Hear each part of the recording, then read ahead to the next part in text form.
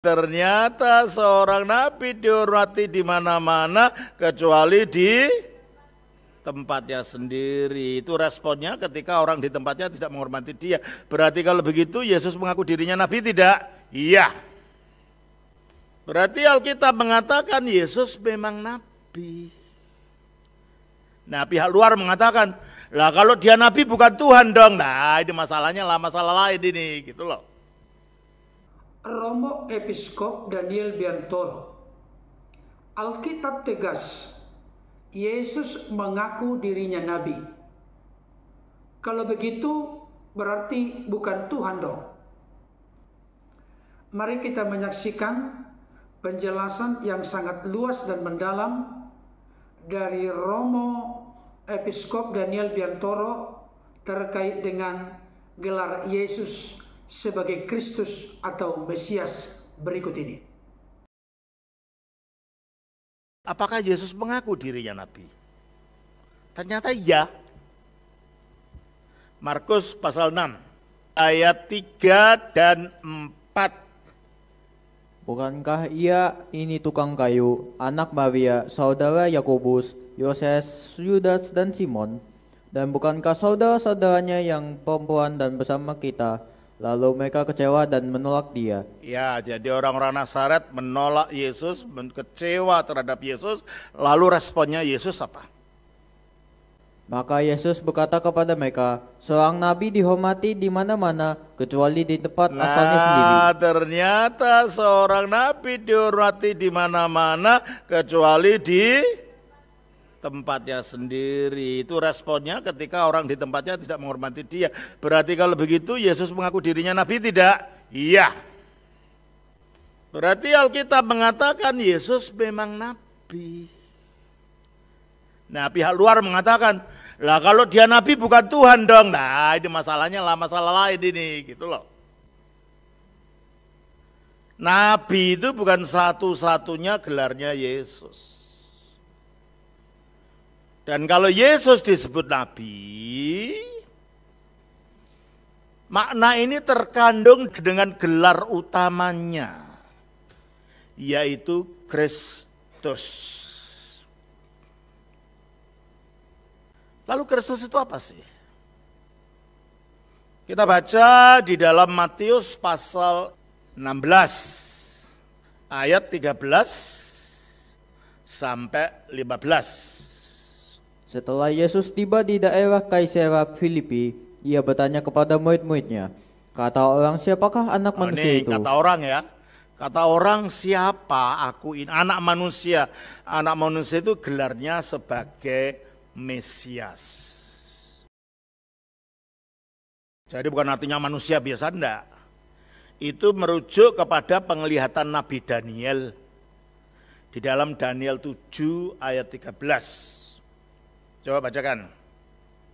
Aku terus melihat dalam penglihatan malam itu tampak datang dengan awan-awan dari langit seorang seperti anak manusia. Nah, tampak dengan awan-awan seorang seperti anak manusia.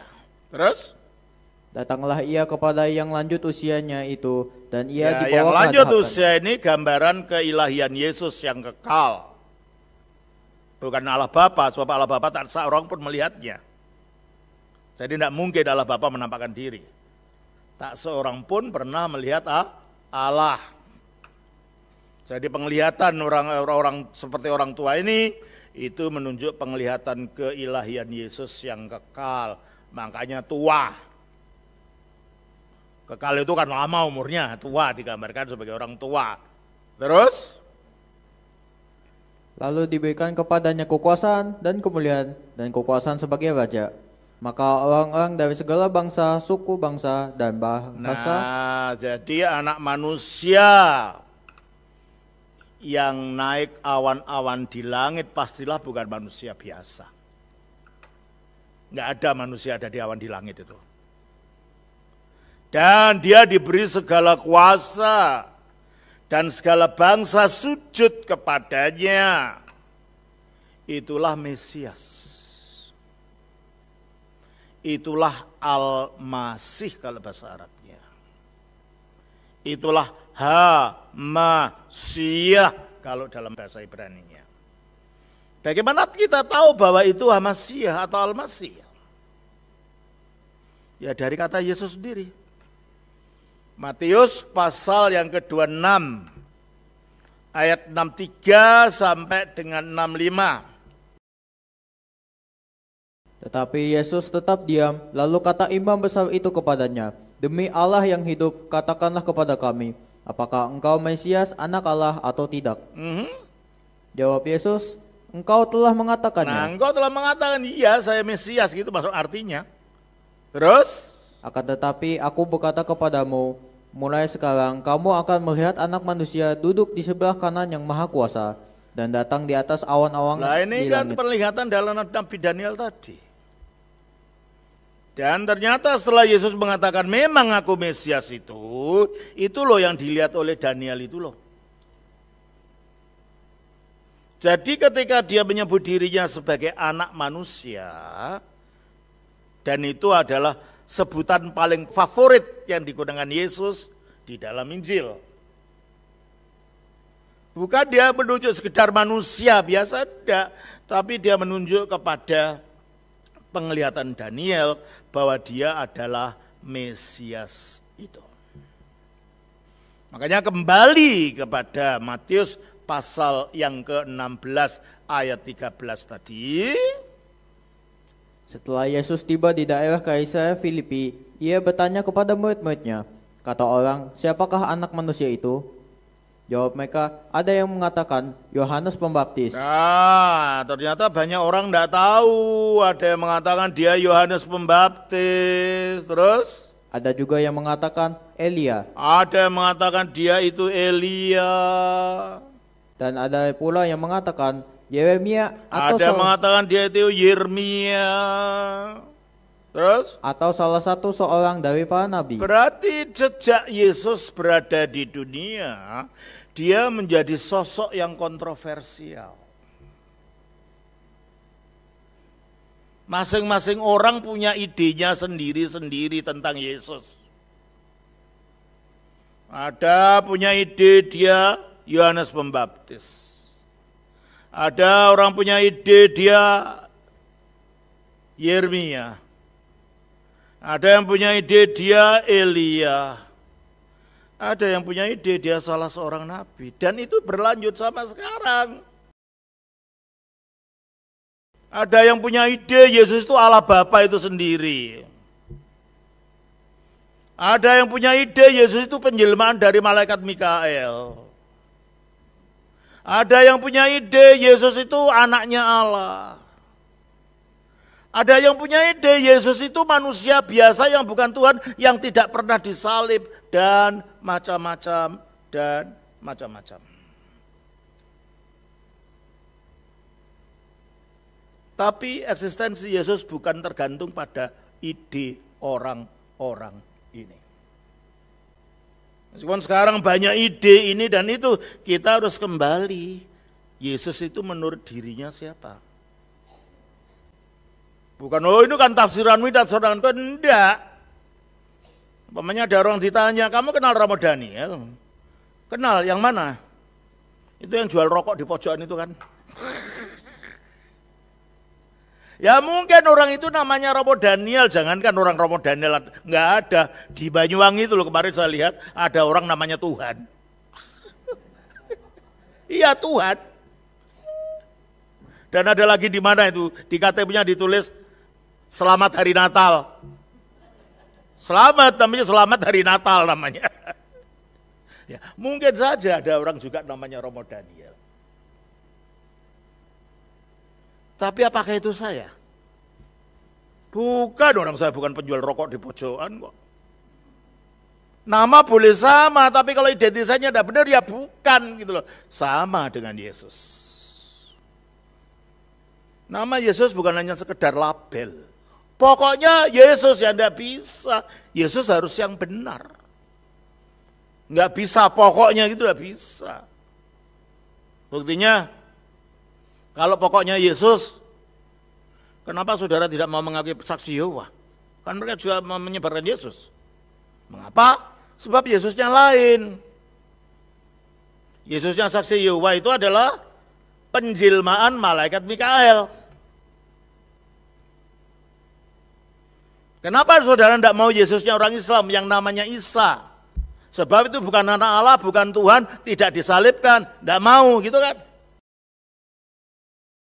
Berarti orang yang mengatakan pokoknya Yesus, orang itu tidak konsisten, ternyata dia masih tidak mau ini, tidak mau itu. Jadi Yesus itu bukan pokoknya, harus tepat siapa identitasnya.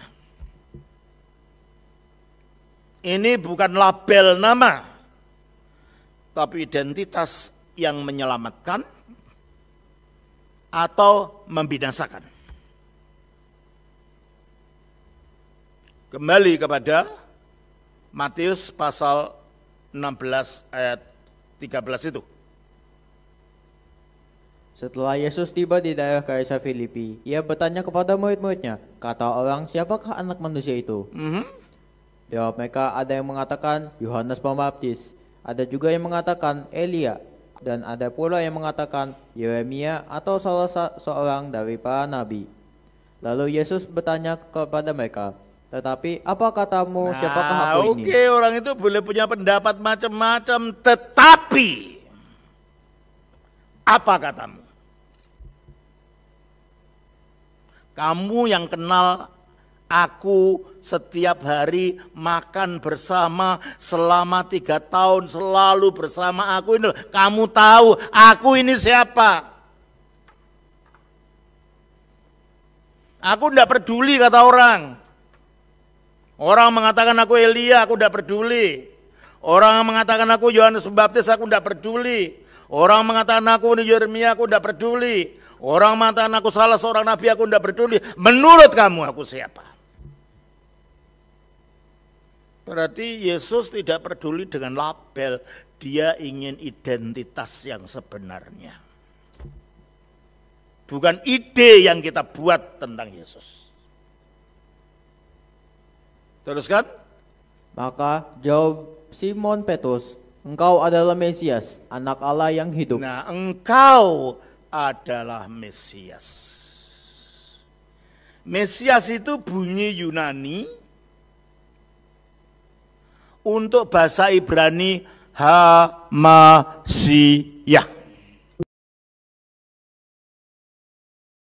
Yang artinya Kristus. Kristus itu terjemahannya dari kata Hamasiyah ini. Artinya orang yang diurapi. Coba kita baca di dalam Yohanes pasal 1. Ayat 41. Andreas mula-mula bertemu dengan Simon, saudaranya, dan ia berkata kepadanya, kami telah menemukan Mesias, artinya Kristus. Ya, Mesias artinya Kristus. Jadi Kristus itu bahasa Yunani Ho Christos. Artinya orang yang diurapi itu. Ho Christos artinya orang yang diurapi itu. Tepat artinya seperti kata Hamasiyah. Jadi kata Hamasiyah dalam Ibrani itu kalau diterjemahkan dalam bahasa Yunani bunyinya Ho Christos. Akhirnya bahasa-bahasa barat terutama bahasa Latin menyebutnya sebagai Kristus. Dan bahasa-bahasa Eropa barat mengikuti bahasa Latin menggunakan kata Kristus bahasa Belanda atau Christ dalam bahasa Inggris atau Kristus dalam bahasa Jerman. Lah, kekristenan yang datang di Indonesia itu tadinya dari Belanda, maka kita ikut-ikutan orang Belanda mengucapkan kata Kristus. Artinya apa? Orang yang diurapi sama dengan bahasa Ibrani Hamasiyah, yang kalau diucapkan dalam bahasa Arab Al-Masih. Ada barangkali orang-orang tertentu dari luar kekristenan yang berpikir, kalau orang-orang Kristen tidak mempercayai, tidak mengakui bahwa Yesus itu adalah seorang nabi. Saya katakan dengan tegas, sesuai dengan fakta Alkitab, itu merupakan pemikiran dan konklusi yang keliru serta salah. Kenapa demikian? Karena Alkitab jelas menunjukkan, membuktikan bahwa Yesus itu mengaku dirinya seorang nabi. Bahkan kami tegas memberikan penjelasan, jikalau Yesus bukan seorang nabi, maka nubuat Nabi Musa yang tertera di dalam Ulangan 18 ayat 15 sampai 18 menjadi gagal, tidak terpenuhi dan tidak tergenapi.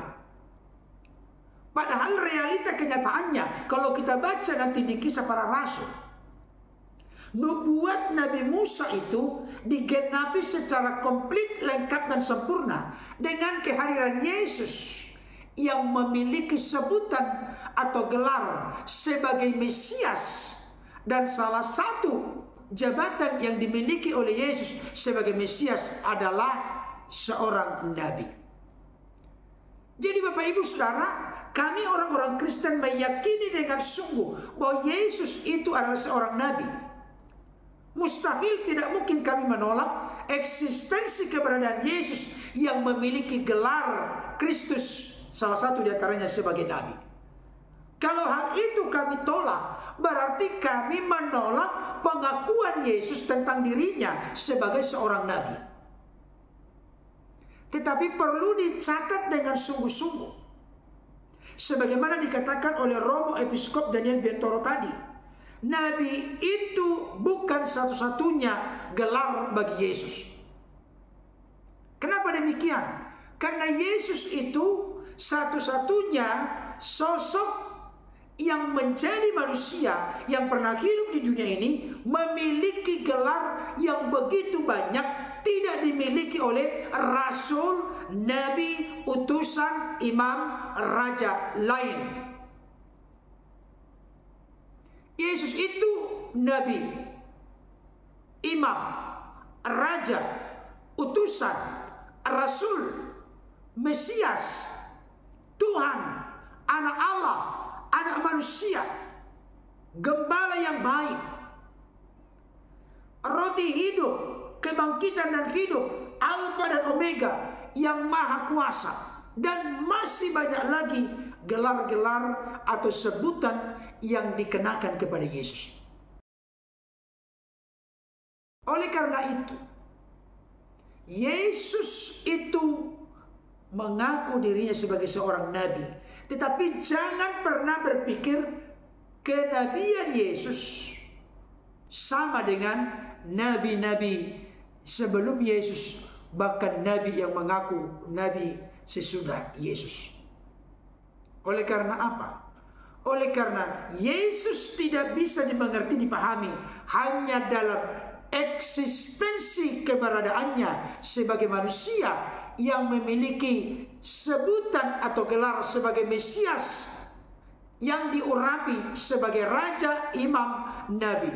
Tapi Yesus memiliki eksistensi kekal sebagai firman yang bersama-sama dengan Allah, dan firman itu adalah Allah.